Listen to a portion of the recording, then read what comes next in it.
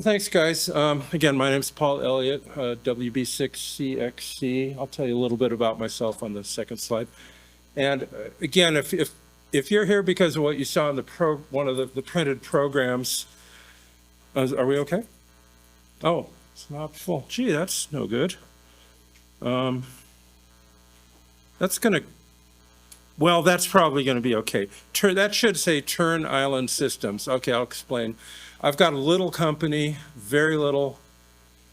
We're trying to lose as little money as possible. And I'm actually serious about that.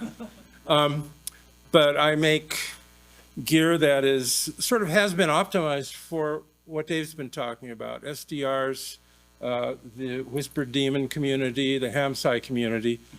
And I'll talk about some of that stuff that I do. I'm not here to be a salesman, but you know, love to talk to you about it. So I'm going to talk about optimizing, pardon me. So the program, it had another agenda, other topics. So if you came to see those, I apologize. I'll do my best to make this interesting. It was from like 2 years ago on the schedule. Okay, is that all there? Yeah, good. So again, I'm Paul, Turn Island Systems. I am Vice President of Tapper. Tapper's Tucson Amateur Packet Radio. We're no longer at Tucson and we no longer do packet radio, so we got to probably rework that acronym, but that's what it is. I'm a retired engineer. I've done, and by the way, I don't have a degree, just in case anybody cares. But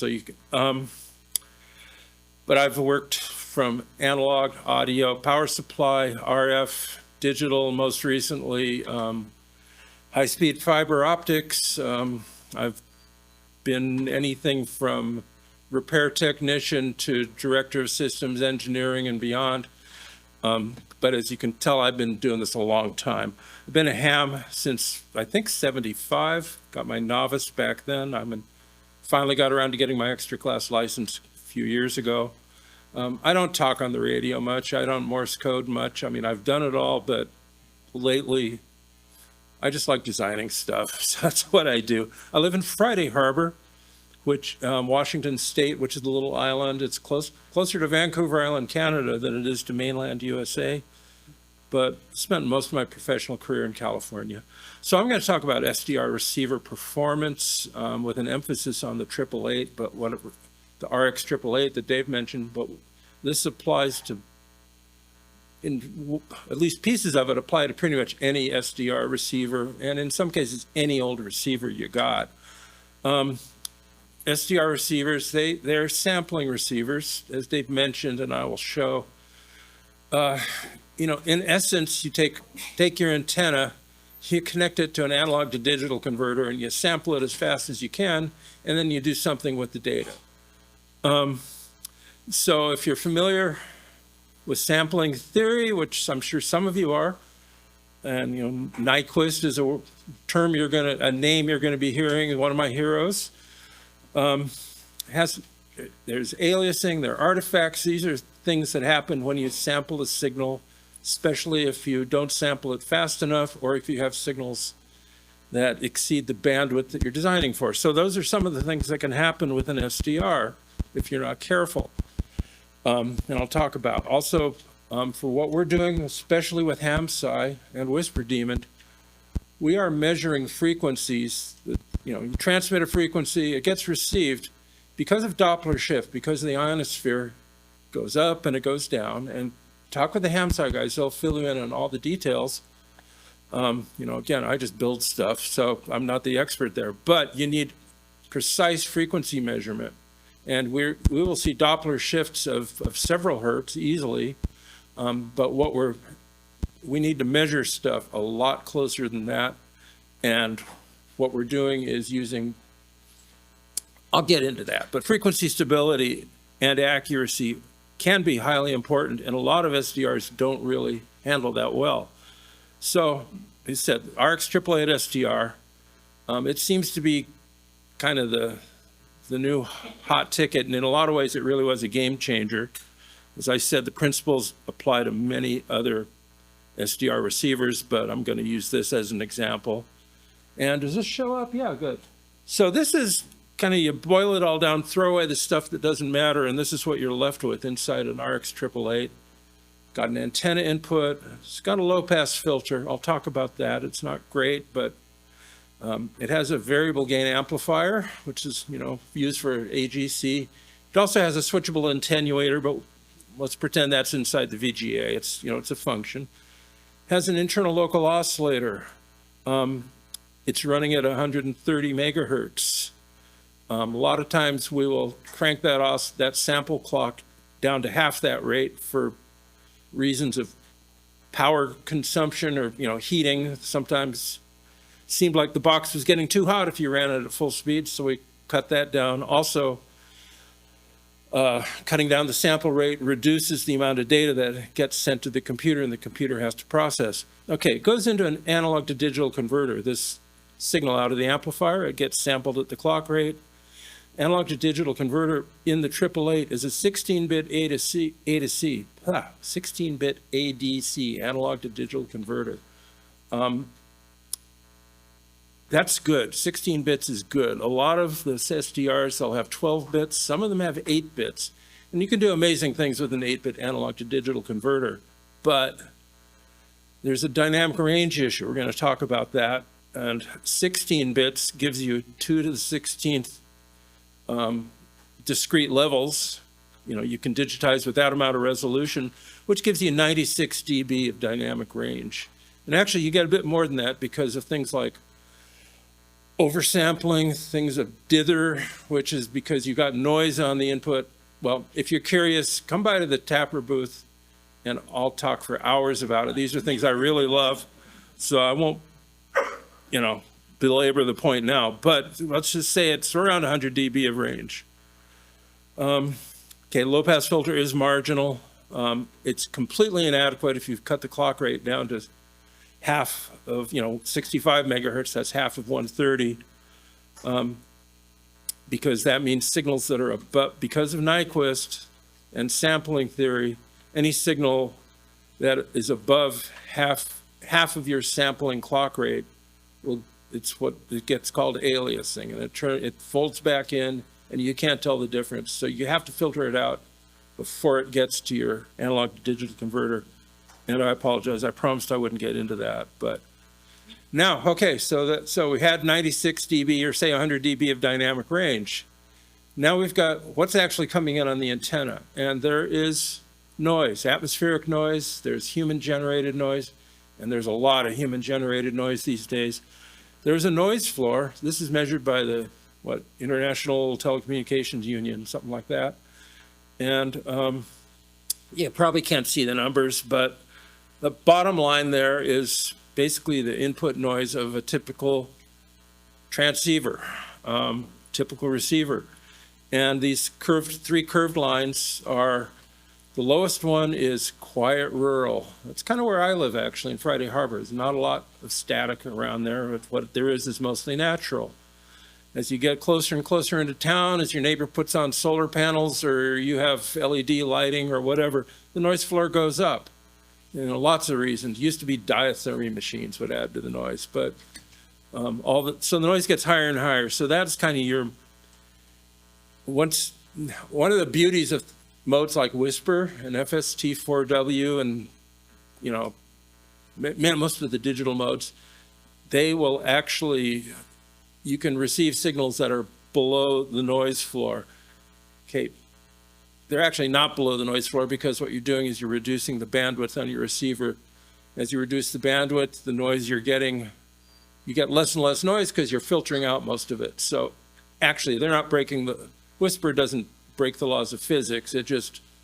But it receives below the noise floor of your typical ham receiver with your 3 kilohertz filters on it. Okay, so that's what we're working with.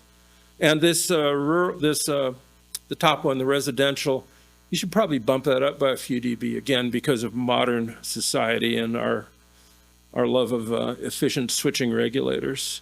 Let's see, do this. Yeah. Okay, now the receiver, it's got a noise floor, input referred noise. This is, everything, even a resistor generates noise. So the receiver and amplifiers generate more noise than that. So a receiver's got a noise floor. As long as the receiver noise floor is below the environmental noise floor, you can receive the signals, or you can receive the weak signals. You can receive stuff that's as weak as the environmental noise floor. This is just showing, okay, this shows that with the 888 and with many other receivers, the internal noise floor varies with, and here it's versus signal strength. What this is really showing is as the signal strength goes up, the RX888 software adds attenuators, it reduces amplifier gain, and as it adds the attenuators, that increases the internal noise floor of the 888. So let's just say it's a little bit complicated. And more measured noise floor and dynamic range. I have to thank Clint Turner, KA7OEI, for making these measurements, and I'll refer to his stuff over and over again. I highly recommend you check out his blog because he's got excellent stuff on there. Bottom line, the very far right comment shows the dynamic range depending on the gain setting and measurements he's done, and I calculated dynamic range from that. But it's in the 100 dB, maybe even 114. But that's the range. Now, you'll recall I said we have about 100 dB of dynamic range because of the 16-bit analog to digital converter. So what's this mean in the real world? Well, here's some measurements I made from my home, Friday Harbor. This is not a calibrated receive probe antenna. This is just a off-center fed 80-meter dipole that I had outside the bedroom. And you can see, I'll talk about this, but the strongest signal is off to the left. That's from in the AM broadcast band. And over here towards the middle, 10 megahertz, you'll see WWV at 10 megahertz. And I live in a pretty quiet location. I'll kind of go over some more details there. Okay, huge differences, even this, at my location, and I'm a long way from any powerful transmitters. That AM station, I checked it out, it's 500 watts. I think I have it here. Okay, thank you. Let's just I'll give you a number here. Yeah, 20 miles away, 500 watts. So it's not a powerhouse, clear signal station. If you were closer to one of those, we're talking about 117, 120 dB easily dynamic range. That's the difference between the atmospheric noise and those strong signals. And so, oh, by the way, the green line at the bottom, that's the noise floor of my spectrum analyzer. The radio noise floor, the receiver noise floor is probably about 20 dB better than that. But it's just, kind of gives you a reference line there. So we've already exceeded, actually in my house I'm pretty good. I haven't exceeded the dynamic range of the 888, but many of you probably will be in a situation where you're going to have a dynamic range problem. If you do, you're going to be getting clipping. A little bit of clipping isn't that bad actually, but if you get a lot of clipping, overscale on the ADC converter, that will result in horrible distortion, signals showing up where they shouldn't, broadband noise. It's not a good thing. So, okay, here I am in my sales pitch here. I developed this. These are filter preamps. And I'll show you how. And by the way, most of the stuff I have here, it's not technically open source, but I provide schematics and documentation and test results on my website. And if you want to build one of these, by all means, you're welcome to do it. And I welcome anybody who wants to ask questions about it. So here I've got a 30 megahertz low pass filter. Remember we mentioned the 888 sampling at half rate and its built-in filter, 60 megahertz built-in filter, which kind of sucks a little bit. Well, sampling at 30 megahertz, that filter is totally useless. So this has got built-in an anti-aliasing low pass filter. It cuts off above 30 megahertz pretty abruptly. I'm also testing right now, and they look pretty good. And you can see some samples at the Tapper booth, 60 megahertz version of this with more gain. This one is a moderate gain preamp. And often in a preamp, you don't need a lot of gain. You don't want a lot of gain, just enough to get you over the noise floors. Okay, is this showing up? Yeah, I guess so. Here you can see the frequency response. The top one's the anti-alias filter. Also, you'll notice at the low end, starting at about 20 megahertz and going down, the response is dropping off again. That's what's called a shelf filter. And you recall the ITU noise floor, and in the US, the presence of the AM broadcast band means we got stronger signals or more noise down at the lower frequency end of the spectrum. So rather than amplify that, rather than send all that noise, all those strong AM signals into your receiver, why don't we attenuate them at least a little bit to improve the dynamic range? So that plot on the bottom is, I've got a selectable shelf filter, either one section or two sections. You see it drops down, and then it's not like an AM broadcast band rejection filter. It doesn't kill it entirely, because actually some people are using these for low frequency receiver work, and they want to get some of the signals coming through. They just don't need them to be so damn strong. So the shelf filter kind of compensates for the atmospheric noise, and at least in the US, the AM broadcast band. And I think, yes, here is that same antenna of mine run through the filter preamp, different time of day. So instead of 10 megahertz WWV, I've got 15 megahertz WWV on the right. But you can, it's hard to see because the green overlaps the black, but I've dropped the AM broadcast band signal by 10 dB or a little bit more. And I've increased the 15 megahertz WWV signal by about 10 dB. That's a 20 dB improvement in dynamic range, effective dynamic range given these input conditions. And 20 dB is a big deal. It will really help your receiver. There are other ways to do this. This is what I'm doing, what I've made. Is a pretty good way though, and we've been using them with receivers really all around the world. And they're pretty effective. This is the results of my 6-meter filter preamp. Again, I've got the shelf filter at the low end. Here you can see the high end. It runs out almost flat to just under 55 megahertz or so. So it works for the 6-meter ham band. It works with the 888 if you're running it at full clock speed. And then it falls off the cliff. It's called an elliptic filter. I've got 4 sections. Anyway, it's a steep drop off. And I've played with the elliptic filter has got like rejection notches in it. That's how you get the sharp roll off. And I've tweaked them a little bit to give me the best possible attenuation in the FM broadcast band. With the 888, the FM broadcast band, 88 to 108 megahertz, even with the built-in, low pass filter, those will alias back down into, I don't know, I think it's around, I forget, I'd have to do the math now. I didn't know I was going to have to do math here. Anyway, it kills those by about 80 dB relative, which really makes a difference. Again, plenty of ways to solve this problem. This is just one, but it's one I'm kind of proud of because I built it. Other dynamic range considerations. In the US, we're kind of lucky. In Europe, they got medium frequency broadcast bands, and we're working 40 meters here, and right next door there's a big powerful transmitter coming through. And I only speak English, so it doesn't help me. I don't know what they're saying, but and that's my fault, not theirs. So in Europe, particularly, there are transmitters, high power AM transmitters, all over the spectrum. Often they're very adjacent to the ham bands. So what do those poor guys do about it? It's tough to do. What I did here for the AM broadcast band, it's pretty simple because the frequencies are well separated. Filters, but it's really, really hard to make good, sharp filters.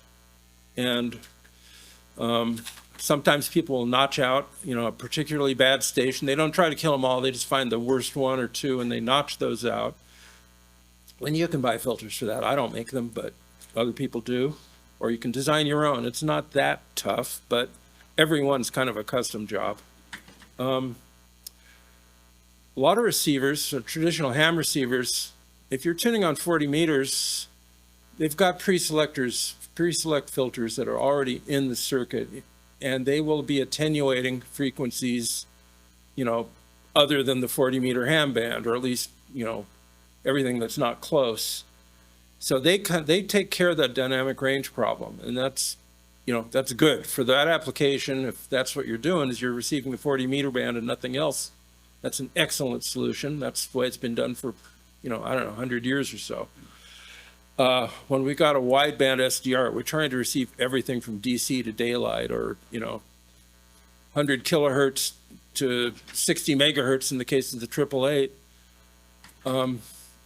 You probably don't want to filter out. We're trying to collect everything, so we don't want to filter out anything. You know, as the best we can do is maybe tailor the filtering a little bit, but you can't get rid of a 10 megawatt AM broadcast station at you know, 7.6 megahertz or whatever it is with a simple filter. So I don't know. I don't have a good solution other than custom notch filters for that. I tried playing with a filter that was multiple band pass bands, very sharp filters. I'm not going to show it. I can make it work. It would work for some cases, definitely not for all, depending on what the stations are. But the thing is a total pain in the ass to tweak onto frequency. I would not want to sell it. If anyone wants to build one, I can give you my schematics and design, but that's a lot of work to make it right. So full range SDR receivers, it's a problem. We have to deal with it the best we can. A lot of narrower range SDRs, you know, the FunCube and a lot of other SDRs have got filter banks, and they do the same thing. And that works for, again, if you're only receiving like a 2 megahertz slice of the spectrum. But for full spectrum recording and reception, you know, this is what we're dealing with. Okay, noise floor. The ICU noise floor numbers, that shows you what's coming in through the air, generally over a long distance, fairly long distance. There are also lots of other local sources. Your own house wiring, there's a lot of common mode stuff that goes on. Ground loops, RF ground loops. You can have switching supplies injecting noise into your ground, which then, because there's no such thing as a perfect ground, that gets coupled into your receiver, coupled into other stuff. There are ways to deal with that, and to get an excellent receive site, you do need to deal with that. I can't help you. I don't have anything I can sell you to do that, but there is work being done with balanced probe antennas. Again, the ham sign, the tapper groups are working with a couple hams and testing out various types of antennas and antenna systems that use balanced connections. These are probe non-resonant antennas, but it appears to work pretty well for attenuating or not letting in a lot of this locally generated common mode or just plain local noise, because noise can get coupled right onto your coax shield and then into the receiver. Frag choke clamps on the cable, they help, but they're not going to cure it. So, work in progress, things to know about. Okay, frequency stability, we mentioned, and accuracy. The 888 and others, the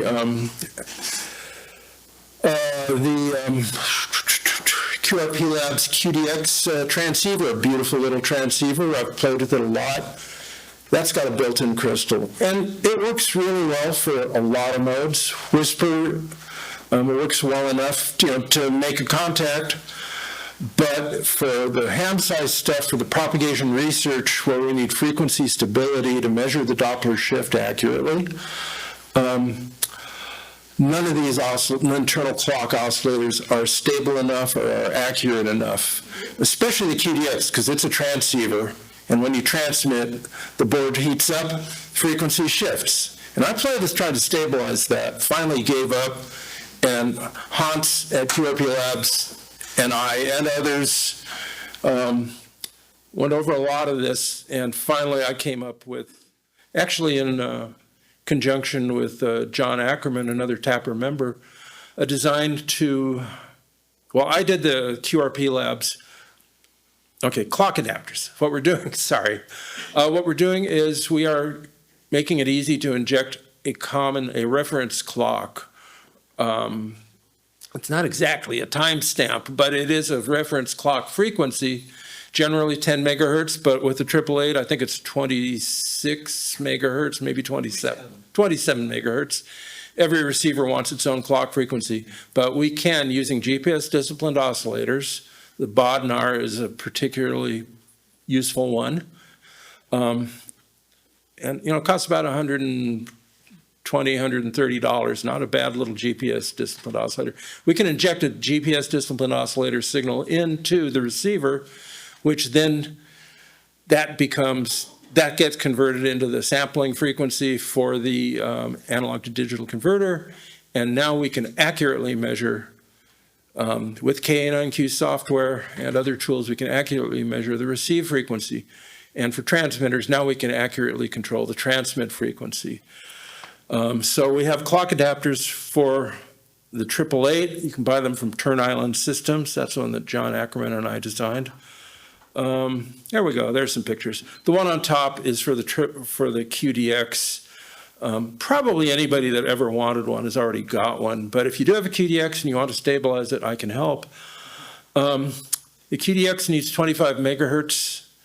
If I've got a little board that if you already have a 25 megahertz clock source, you can inject that directly in. A little bit of no cuts and jumps, but you do have to unsolder a component and do a little bit of delicate soldering. I've also got a version where if you have a 5 or a 10 megahertz reference clock on the upper board there, there's a little phase lock loop that generates a 25 meg clock from that input reference. Also, and the lower one is for the 888. Yeah, 27 megahertz input, and all that provides proper termination, because if you don't do it right, you're going to get reflections and noise and common mode noise and ground loops on your input reference clock. You can get spikes on that, which will burn out the synthesizer chip, and this has happened. It hasn't happened when anybody's using one of these little adapters, but it's a little bit delicate input on the board. Anyway, so we've got these available. We also provide with them new backplates, so you don't have to drill a hole in the backplate to add the connector. It's really all we're doing is we're providing one more hole in the backplate, but it's cheap and easy to give you guys a new backplate for that. Okay, so that's a receiver, transmitter. A couple years ago, we had 2 solar eclipses, one right after the other, one across North America, and wanted to get a bunch of receivers out there, but also to receive, you need transmitters. And for the science that we're doing with HamSci, you need accurate transmitters that you know what frequency they're on and you know that they're going to be stable. Those transmitters are kind of few and far between, so I raised my hand and said, I can do that, because I like doing that stuff. So I put together a 6-band simultaneous output transmitter, called it the Beacon Blaster, and we put a bunch of them out there in line with Eclipse and elsewhere. Yeah, okay, so it started out at the bottom. You can see I built the thing in a modular approach because we didn't really know what we wanted exactly, and I wasn't totally sure I knew what I was doing. So put it together with pieces, but using clock synthesizer chips and let me see, what did I say here? Using a little microcontroller in there that I kind of cloned one of the Adafruit Arduino style boards, just stole the controller design from that and put it on my own board, on the main board. It's not a little plug-in. Have a reference for 10 megahertz GPS disciplined oscillator, and I have clock generators that provide the outputs. If you can see the bottom line there, I mentioned using output divider frequency control, minus 45 dBc spurious, decibels below carrier. If you want to talk about SI 5351 clock generators, that's like the most popular clock generator chip in the world. A lot of ham gear uses it, and I love the device. And if you want to talk about spurious levels and different modulation techniques, come over to the Tapper booth, and I'll talk your ear off.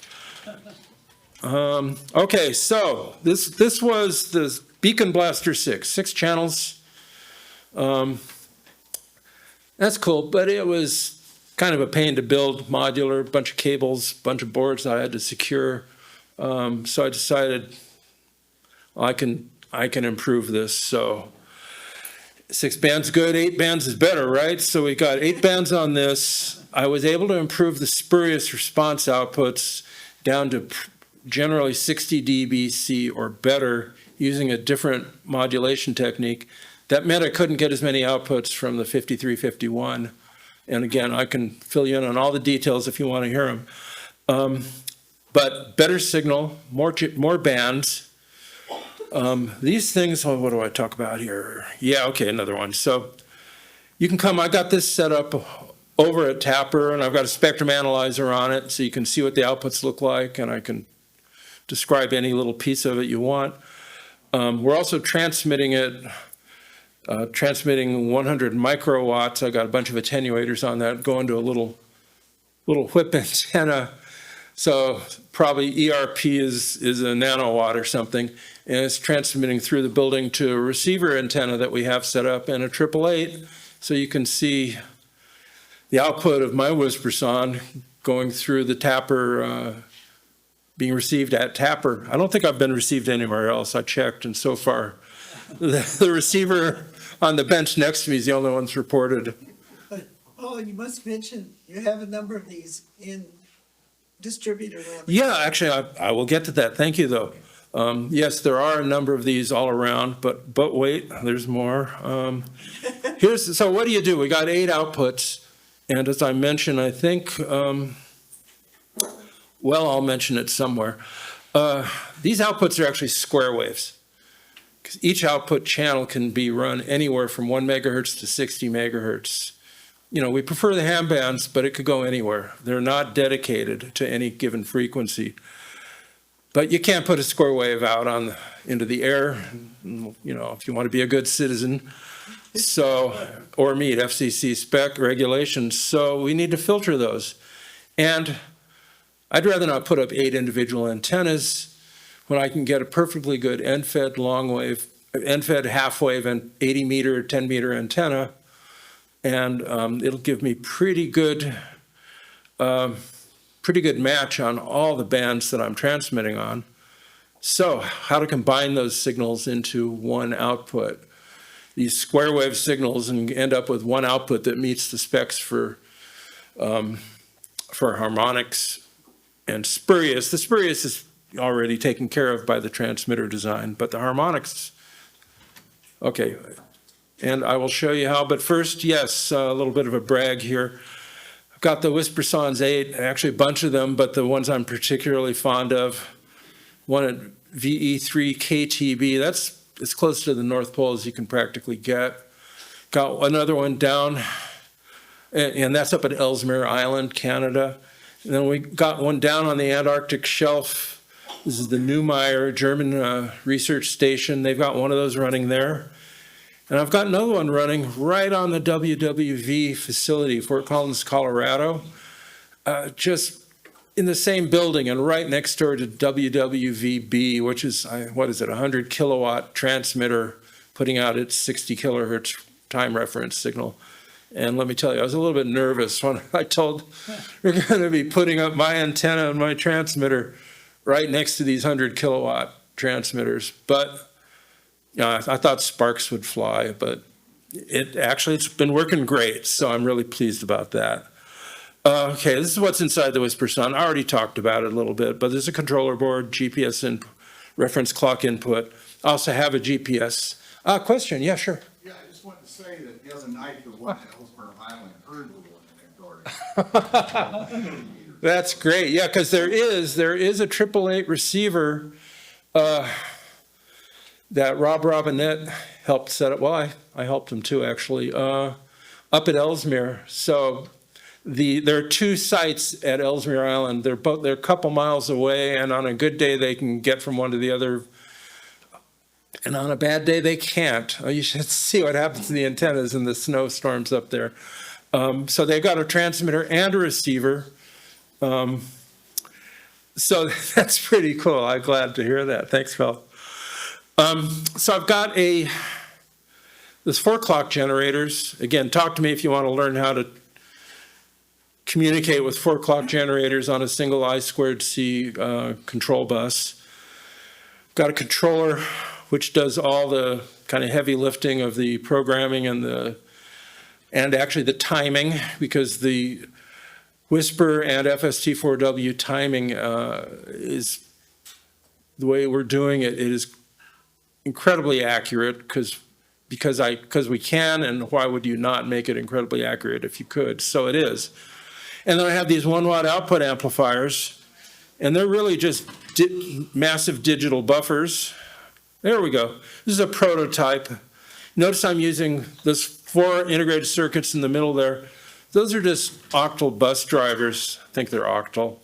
And I'm setting them up in a kind of a push-pull arrangement and feeding a transformer, a 2-to-1 step-up transformer. And I'm driving them with a 3-volt digital signal. The actual amplifier board itself is powered on 5 volts. So you get 10 volts peak to peak at the input of the transformer, and it's a 2-to-1 step-up transformer. So unloaded, it's 20 volts peak to peak square wave. It's a pretty good square wave, not perfect. I also have the ability, not on this board, but on the Whisper sound itself, to shut down 1/2 of the push-pull stage. So it cuts the voltage swing by 1/2, which cuts the power to 1/4. So instead of 1 watt, it's 250 milliwatts. So that's an option. You can have it high power, relatively high power, or low power. Here's the schematic. There will be a quiz, so I will expect everyone to have memorized it by now. Here's the output, square wave output. You'll notice a true square wave doesn't have any even harmonics. It's only odd harmonics. We got your odd harmonics right here, but we also have even harmonics because it's not a perfectly symmetrical square wave. So, got to filter that out. How do we do it? This is a 9-band filter combiner. I've done this with surface mount parts, but here, there's so many bands, they're so close together, really couldn't get the performance out of this low Q, high loss surface mount inductors. So I'm using toroid cores, which makes this a highly labor intensive board because each one of those cores has got to be tweaked. These are actually coupled. You can see at the bottom. Yeah, they're at the bottom. You can see it. Anyway, each one of those needs to be adjusted. So 80, 40, 30, 20, 17, 15, 12, 10, and 6 meters. Yes? Running out of time. Come on, what, 1 minute? 1 minute, okay. It filters it really well. We can get 8 bands on one antenna. Come on by and I'll show you how it works. Hey, I'm getting to the end. GFSK. Well, Whisper and FST4W, which is, FST4W is almost Whisper, but it uses a slightly different modulation technique. You can see on the left, FSK, hard frequency shifts. GFSK, more gradual. Yeah, you can see this. I'm doing this digitally, sampled step response to give myself a GF. Every one of those steps, I change the frequency a little bit. And there you can see the sidebands. The tall, noisy one is Whisper with the hard FSK. The bottom one is FST4W. And you can see this, what you might call spurious sidebands are way down. Probably nobody cares but me, but I think it's pretty cool. And got resources. Please come by and ask me more. And thank you very much.